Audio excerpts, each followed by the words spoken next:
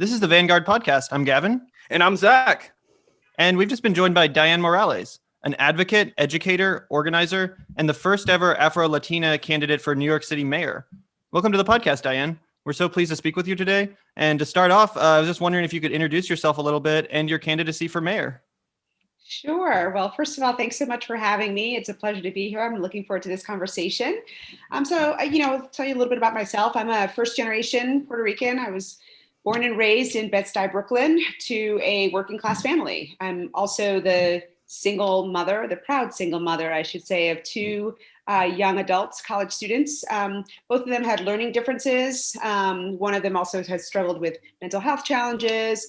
And the older one has been racially profiled and assaulted by the NYPD. I've lived the inequities personally in education, in the health and mental health systems, in policing, and even in gender roles as a mom, as I struggle to balance my role as the head of household with holding down a job that could really provide for my family. But, I think these experiences have actually helped make me a more effective leader and an executive, as I've also dedicated my life to helping others navigate the very challenges that I've sort of, dealt with in my whole life. I co-founded a national organization that works to strengthen early literacy in preschool students.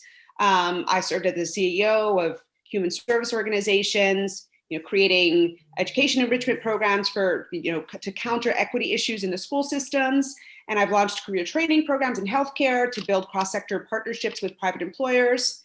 I got into this race a year ago because I thought that the combination of my lived and professional experiences really have never been reflected in city leadership. And I thought that would be an important factor in moving the city towards better representation of historically marginalized communities.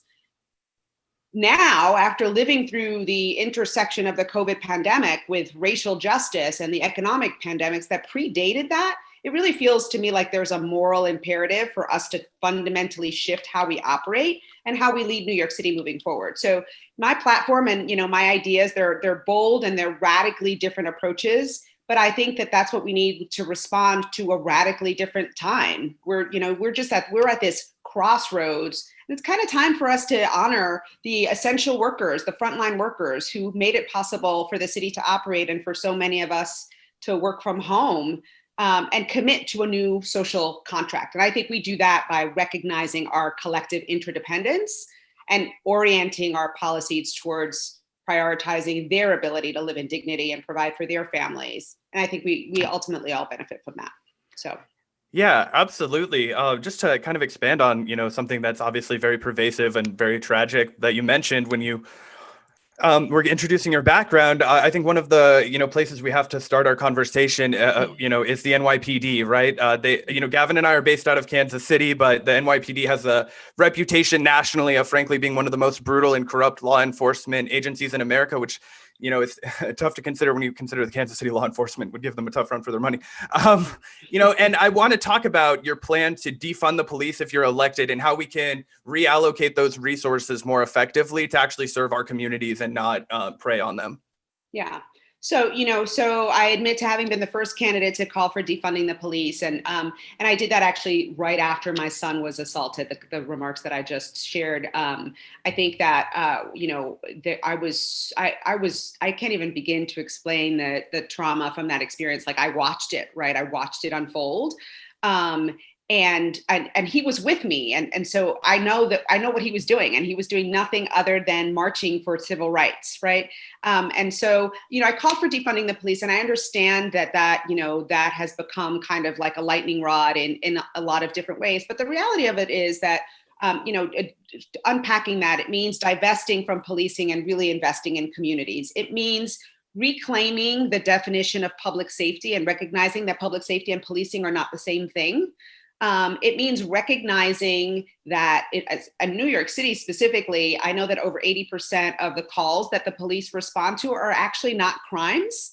They are, social issues, right? It's homelessness, it's mental health, it is substance abuse. And so I've called for the creation of a community first responders department that would be staffed with people who are trained in intervention and de-escalation, and then actually connecting people with the services that they need to move forward. So, I think another way of thinking about this is I am supporting the idea of unburdening the police so that they don't have to respond to issues that, that are not crimes. And really, if you think about doing that in a proportionate way to the percentage of calls, that's not an insignificant chunk of money. And we could do a lot in terms of investing in our communities if we reallocate it and reinvest it in such a way that really reflects what I think should be our values for keeping communities safe. Yeah, definitely. Gavin and I recently spoke with a former candidate for Manhattan DA, Janos Martin, who recently dropped out.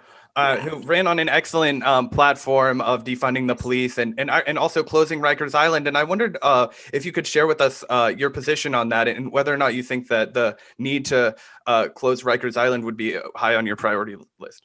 Yeah, I mean, it is high on my priority list. I've called for the closing of Rikers and no new jails. I think we know, like with the cash bail issue, we know the number of people that are locked up for minor offenses.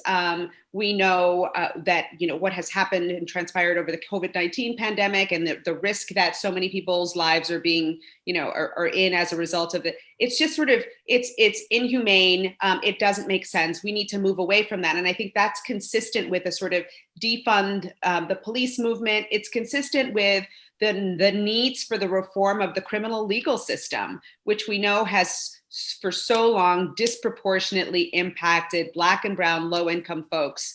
And it's just one critical step in that process, but it is a critical step. And I think it's very important that we move towards closing Rikers and just in terms of Janos, I was a supporter of Janos, so I was definitely disappointed. But I also completely understood. We've had conversations about campaign financing and how that whole system works. And unfortunately, I believe the issue was they weren't eligible for any of the matching for the campaign financing, if I'm not mistaken. But yeah. Well, so the DA's race actually aren't eligible for matching funds. Yeah. They don't participate in that. And the reality of it is, just to sort of digress for a hot second, the reality of it is that no matter what we think about how much we want to transform the system, electoral politics is so connected to networks and money still. New York City has adopted this matching funds program for certain races, for the mayor, for the citywide races, and for the city council. And still, the language of viability is really just code for how many wealthy people do you know and how many of them are going to contribute to your campaign. And for those of us who are insurgent candidates and who are running against the status quo, the barriers are limitless and really, really difficult to overcome. So my hat's off to Janos for running his campaign was just, there's so much integrity in it. But it is unfortunate that I think that he got sort of subjected to that system. And I struggle with it on an ongoing basis as well. So I'm not immune to it by any means. I'm just still standing. Yeah, well, for anyone that's watching this, just so you know, we have included the link in the description for Dianne's website so you can chip in and help her campaign out to overcome some of those hurdles because, as we've talked about a lot on the show, especially in New York City and especially the mayor's race, it kind of is a corruption contest. And, we really do appreciate Mike Bloomberg or exactly. Bill de Blasio. And we really appreciate the fact that you're, have taken steps to make your, campaign financing a lot cleaner than some of your competitors and so on and so forth. Something else that I really wanted to get your opinion on, and it seems like the New York City mayor's race hasn't quite gotten the attention it deserves up until this point. Obviously, we've had this national turmoil in the wake of President-elect Joe Biden's election over Donald Trump and all the madness that has ensued since then. But one thing that really has recently brought attention back to the race is the entrance of former presidential candidate Andrew Yang. And we've kind of been going back on this show, Zach and I, on, Yang's progressive bona fides. Is he really, worth getting behind as a progressive or as a progressive movement? Are his ideas viable? Would he sell out when he is eventually in power? These are conversations we've been having. And I just wanted to, get your take on his entrance into this race, how you're thinking it will affect your candidacy, and also just whether or not you think his kind of signature issue of a universal basic income is something that could be successfully implemented in New York City or should be successfully implemented. Those are all really good questions. Thank you. So I'll say, I think there was a lot of fanfare around his entrance into the race last week. I admit to it was kind of low-hanging fruit, and some of us other candidates had a little fun with it around kind of the statement that he made about not being in the city, and can you imagine living in a 2-bedroom apartment? And as someone who was living with 3 generations under one roof all through 2020. It just was too easy to not sort of poke a little fun at it. It was totally tone deaf for sure. But the reality of it is, I feel kind of like, welcome to the race, right? I really think that New Yorkers should have, particularly at this moment in time, given everything that we have sort of laid bare in 2020 in terms of the challenges, the structural and the systemic, challenges that are so deeply rooted in the foundation of our country. And the opportunities that we have in 2021 to actually put a stake in the ground and say, the old playbook doesn't work. We've seen it. We've seen what that led to, and we want something different. So I think New Yorkers deserve that chance and that choice. What I think is really important, though, is, and this is what I worry about, is that New Yorkers have a chance to hear from all of the candidates. And be able to make informed choices, right? There is this sort of danger of kind of like the media, and the media is so complicit, I think, in perpetuating a lot of the status quo. And so there's the danger of some of other candidates getting drowned out, even when they might have, and I'm going to speak for myself. Sure. I think I have a very bold and transformative agenda, and an unapologetic agenda. And I do think that there's the possibility of some of that getting overshadowed by the stardom of some high profile candidates. I mean, he's not the only one. We've got some high profile candidates in the New York City race. And so there's that sort of tension, I think. And my hope is that there will be an increased sort of movement, right? That the movement that we saw in 2021, the coalition of folks the uprisings that we saw in 2021, that those people will continue to lean in, and that they will be, that they'll apply a critical lens to the candidates' platforms and make some shrewd decisions. That being said, to your question about the UBI, so guaranteed minimum income is a part of my platform. Mm-hmm. And what I'll say about that is it's not a solution. I think it is a critical tool that we could and should be using to really transform the economy and transform economic stability, and to begin to move towards true equity and justice for communities. I don't want it to be, misinterpreted as kind of like a silver bullet, right? It's a step to sort of allow people to be able to live in dignity and provide for their families, at the same time that we should really be overhauling the economic framework for New York City, right? We can make different choices about what we prioritize. Over the long term, we should be transitioning to budgets that really reflect our values, prioritize communities, establish a public bank, prioritize investments in local businesses, expand worker-owned cooperatives, really grow job training and transform education. Those are the things, those are the mechanisms that will sort of help dismantle the structures and systems that have led to the inequity, right? But it's not, I worry, that's another part, I worry about this becoming like this flashy idea, but it's like, that's not the answer. It's not a panacea, right? It's not a panacea. And people actually want to be able to hold down a job and be able to provide for their families. Like, they don't want to sort of just rely on this, guaranteed minimum income. But that's part of living in dignity, is knowing that your 35 hours allows you to put food on the table. I totally agree with that. And I think the fact that you've included a guaranteed income in your platform, in addition to so many other great kind of social services and things of that nature, is really the chord that I want to see struck more often. And instead of just kind of using it as a fix-all where we can do away with the social safety net and just replace it with a basic income. No. That's a bad idea. That's a terrible idea. It's a terrible idea. Thank you for bringing some more nuance to that conversation, because I do appreciate the fact that Yang popularized a guaranteed income. I mean, I think it is an important part of the solution, but I completely agree with your take, which is that it's not the whole solution.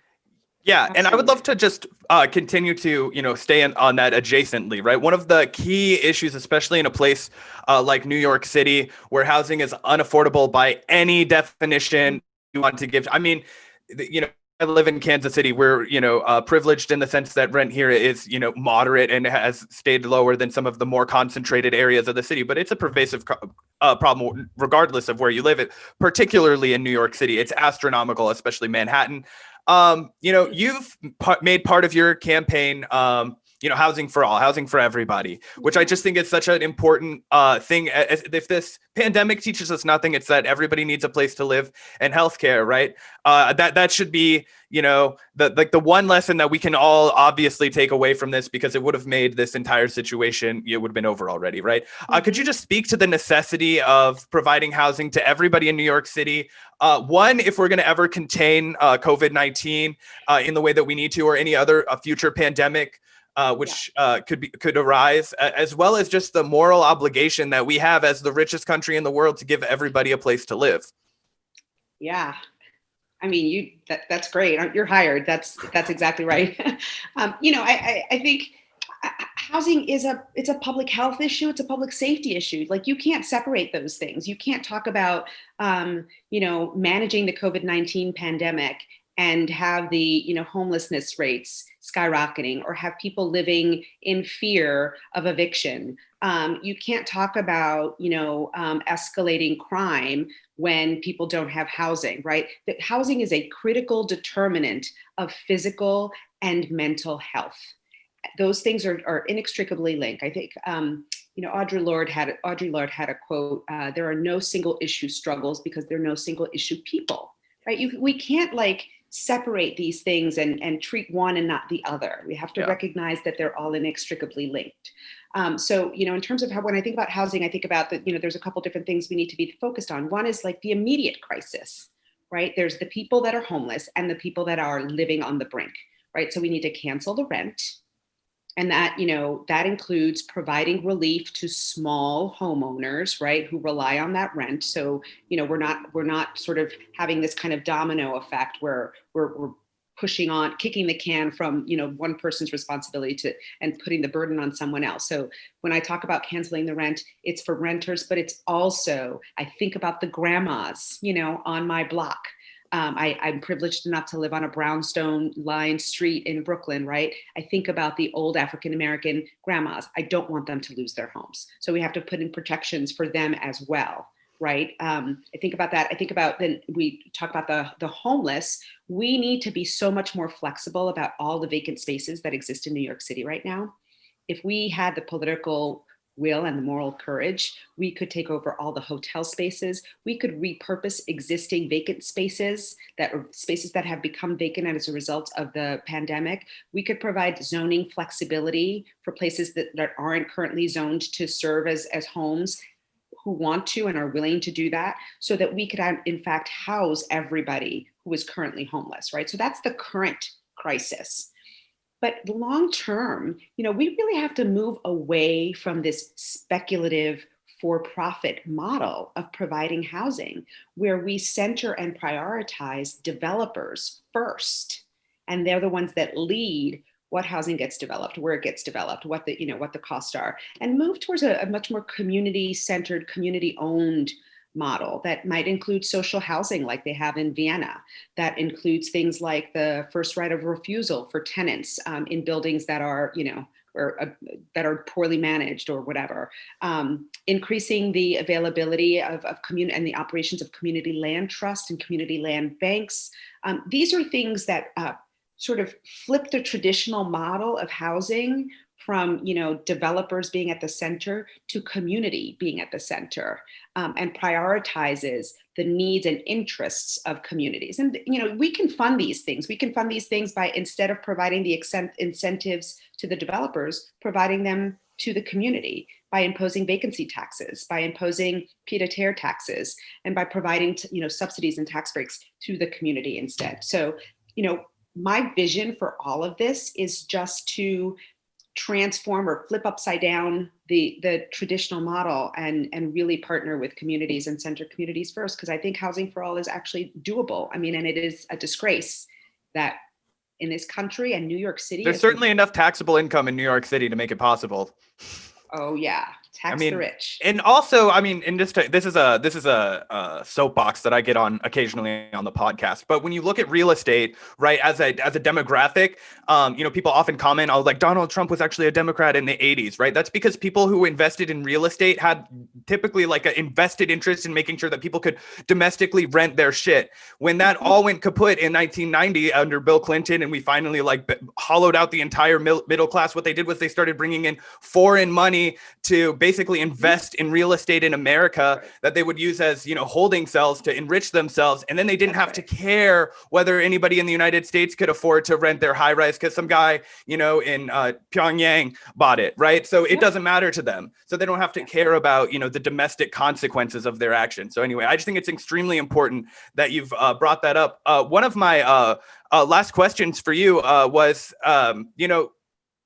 the mayoral, the mayor of New York City sort of has this reputation of being in a preeminent pissing contest with the governor, right? There's, Bill de Blasio just cannot do it. It's anything good that Bill de Blasio does, he does it because he wants to make Andrew Cuomo bad, not because he's doing it out of good faith. I'm wondering what kind of new energy and perspective you could bring to the mayor's office that would be able to negotiate a hard line, obviously, with Albany, but actually be able to get things done and bring power back to the people of New York City when it comes to things like transportation? Yeah, that's a great question. So a couple of sort of framing thoughts on this, right? The thing I've been saying a lot is, where New York City goes, so too does the state. Yeah. We are the largest sort of contributor to this economy of the state. And investing in New York City and New York City's well-being is in fact, the best interest of the state, whether they've recognized that these days or not. And so, in terms of the MTA, but, investing in the transportation system is only going to continue to benefit New York State and the economy if our MTA, if our system is improved.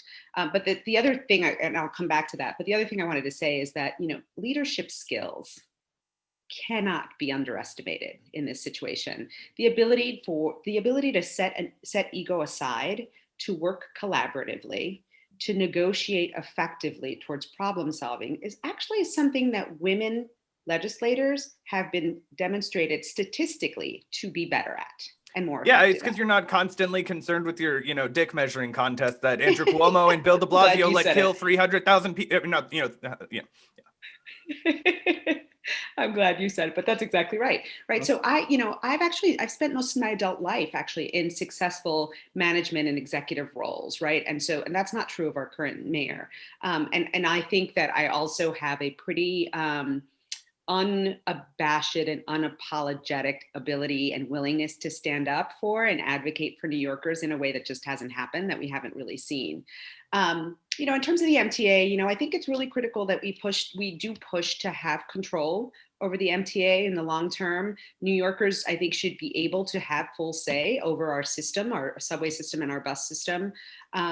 But I think the issue that we continue to struggle with is actually our need to raise money, right? And so taking control of that system would have to come hand in hand with controlling the revenue and the money, right? Getting the control of the system without getting the money that comes with it would be highly problematic. So that's that would be sort of another piece in terms of the negotiation and the standing up to Albany that I would be willing to take on, and also finding other additional sort of ways to generate revenue. Like there's the congestion pricing conversation about the bridges and whatnot. And the other sort of thoughts I have on that is we do actually currently have control over the management of our buses. And what we know is the outer boroughs don't all have great train service, but they do have buses. And so I think we really should work to expand access, expand the routes, and also to really redesign roads with bike lanes and safe crosswalks and bus lanes and that kind of thing.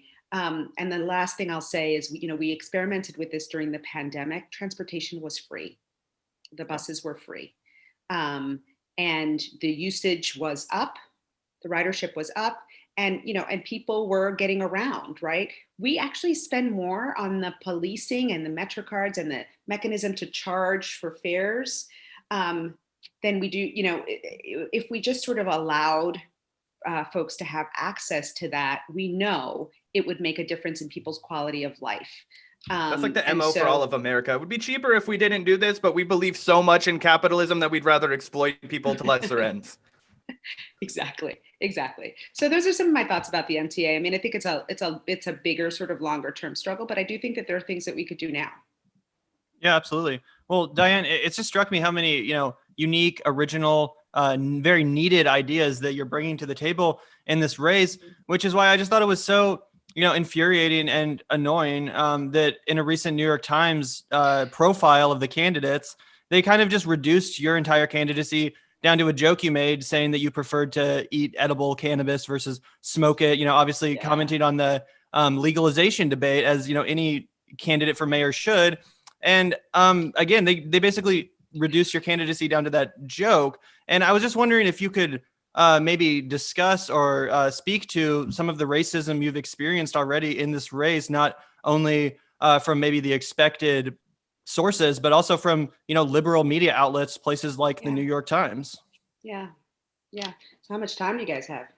We're not in any trouble. Yeah. I mean, I guess my point is like, it has been not surprising, right? Because I am a Black woman in this country, so I've lived with it all my life, and also really, really frustrating and disappointing and infuriating, if I'm being totally honest. In that New York Times piece, the fascinating thing about that was that it was the first time that they actually deigned to write more than one sentence about my candidacy. It was 2 sentences in the first edition. They later added a 3rd sentence.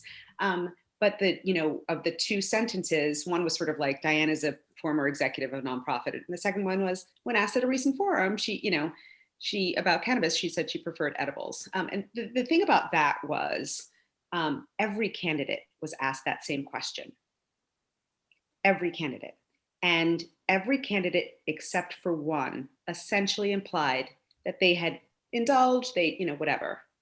I was the only candidate that whose response they highlighted. Shocker. Right? And to have that be the first time that they actually speak about me. But the erasure actually, so this is the problem when they actually start to acknowledge you. But before that, you deal with the erasure. And the first time, and the Times has been particularly guilty of this. The media writ large has been problematic, but the Times has been particularly guilty. And that was in January of 2020 when they wrote about another candidate dropping out of the race. He was the only other Latino. And when he dropped out, they wrote, "That leaves no other Latino in the race." And at that point, I'd been in the race for several months. Wow, that's disgraceful. Yeah.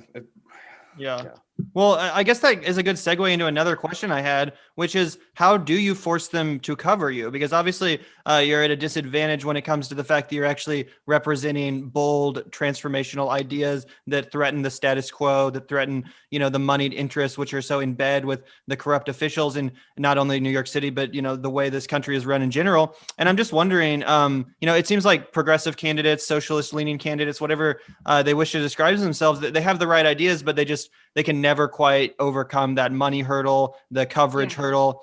And it seems like the ones that do are either, it's kind of accidental. They end up catching fire for who knows what reason, or they really force the media to cover them. They really have a bold strategy that involves, just not allowing that erasure to happen. And I'm wondering if you have any ideas about, what your plan is to overcome the fundraising disadvantage and to really get on people's radars, because again, so many of your ideas about housing for all, about guaranteed income, they're common sense ideas that I think, especially in the time of a pandemic, your average New Yorker, especially your average struggling New Yorker, would 100% see the need for and would enthusiastically vote for. At least I definitely would if I lived in New York City. So, I think the strategy here is a little bit of both, right? It's a little bit of like, I don't know if you guys saw, I mean, you obviously saw the New York Times piece that's referred to the edibles. I don't know if you saw my Twitter rant in I did. response to that. Oh, Yeah, I did. Right. That actually got quite a bit of attention and got a bit of traction.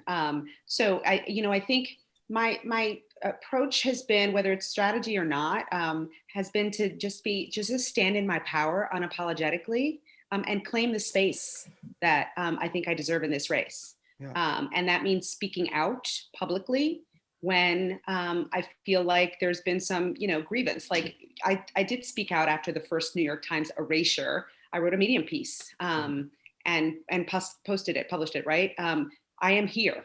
It was actually called Estoy aquí, which, just sort of like, I'm not going anywhere.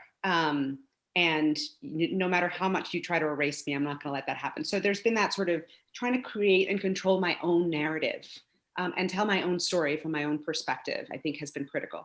The second thing I think that's been really important is, I don't think the media should get to decide or define who is viable in a democratic election. I think the people should decide who is viable. And when you look at the number of donors to my campaign and who they are, and I'll tell you what I mean by that. First of all, we've got over 5,000 donors. There is a movement. There's a surge here in terms of this campaign. The other thing that I think is critical is that our average contribution, we've raised almost $360,000 at an average contribution of $50 a person. How many people, think about how many people, right? And the reality of it is that the most frequent donation amount isn't $50. The most frequent donation amount is $10. Yeah. So, there is an uprising in this movement. We need to maintain that, so that we are all claiming the space and all claiming, right? And all sort of, resisting the media's urge or inclination to erase us. And that's what this campaign is doing. It is building that movement. Last week alone, the first 10 days of January, we raised $60,000. We need to continue that in order to be able to stay in this race and qualify for those public matching funds. But that, to me, is stronger and louder than anything the media could do. Well, I think that's so important that you said that. And just one more time to remind everybody, while we're speaking to you, we'll certainly have the links to everything below, but could you just tell people where they can go to learn more about your policies, support your campaign? If they're local to New York, how can they volunteer? How can they get the word out? Or if they're, a listener from outside the city? Sure. So everybody can go to our website at www.dianne.nyc, and that's DIANNE with 2 N's, .nyc. You can go to the website if you want to donate.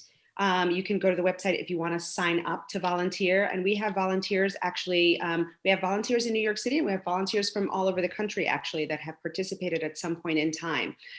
If you want to donate, there's also that beautiful lime green button on the top to donate. New York City donors, contributors, your donation gets matched 8-1 if it's anywhere between $10 and $250. So a $250 donation actually generates a total of $2,250 to the campaign from the Public Matching Funds Program. A $10 contribution generates $90. So that's if you're from New York City, but any money, any donations or contributions from anywhere make a difference in terms of being able to run a campaign and pay our staff a fair wage, because that's also really, really important to us. We are not running a campaign that is having people burn the candle at both ends and paying them a pittance. We want them to be able to actually live in dignity, in alignment with our values. So, welcome anybody's support. Also, social media handles all across the board. It's Dianne, DIANNE, the number 4, NYC. And I've got actually a pretty active TikTok. Ooh, we're not even on TikTok. All credit to my daughter. Well, you're ahead of the times in more ways than one, and we really appreciate your time today, Dianne. Thank you so much for taking this, portion of your Saturday to speak with us and outline your vision for the city. We really look forward to continuing to cover this race. Hopefully, speaking to you again in the future, and hopefully, eventually you winning this race, because I think that Zac and I agree that you're one of, if not the strongest candidates running, and we really appreciate your vision and bold ideas. Thank you so much. Yeah, thanks for your time today. We really appreciate it. Thank you both so much. It's really been a pleasure having a conversation with you, and I look forward to seeing you again soon. Stay safe and healthy. You too. Thank you so much. Thanks, guys.